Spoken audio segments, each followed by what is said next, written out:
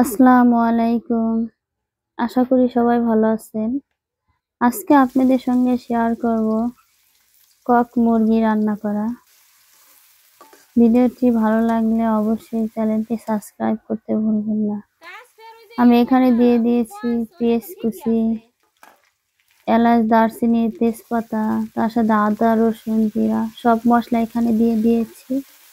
এখন এটাকে কিন্তু আমি হালকা একটু ভেজে নেব।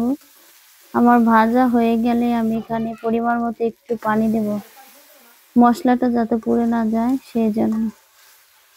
এরপরে দিয়ে দিব হলুদের গুঁড়া, মরিচের গুঁড়া।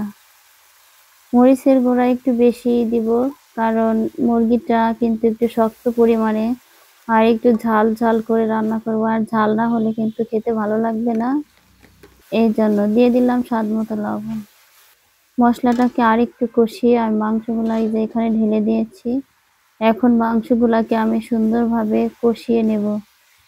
মাংসগুলো আমি অনেকক্ষণ সময় নিয়ে কষাবো, কারণ মাংসটা অনেক শক্ত, প্রায় দেশি মুরগির মতোই। এই জন্য বারবার আমি ভালোভাবে কষাবো। একটু ঢাকা দিয়ে কষিয়ে নিয়েছি, আবার একটু পানি দিয়ে এই যে অনেকক্ষণ কষানোর পরে কিন্তু আমি এই যে আগে থেকে পানিটাকে ফুটিয়ে রেখেছিলাম। ফুটিয়ে রাখলে উপকার হবে কি, মাংসটা তাড়াতাড়ি সেদ্ধ হবে, মানে শক্ত হয়ে যাবে না অত। এই যে পানি দিয়ে ঢাকা দিয়ে দিলাম মাংসটা সেদ্ধ হওয়ার জন্য।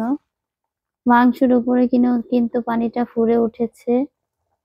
এখন আমি লবণ দেখবো, লবণ যদি হয়, নাইলে একটু দিয়ে দিব পরিমাণ মতো। এই যে নাড়াচাড়া দিয়ে দিয়েছি। রান্নার প্রায় মাঝামাঝি সময় কাঁচামরিচ দিয়ে দিয়েছি। এই যে রান্না আমার শেষ।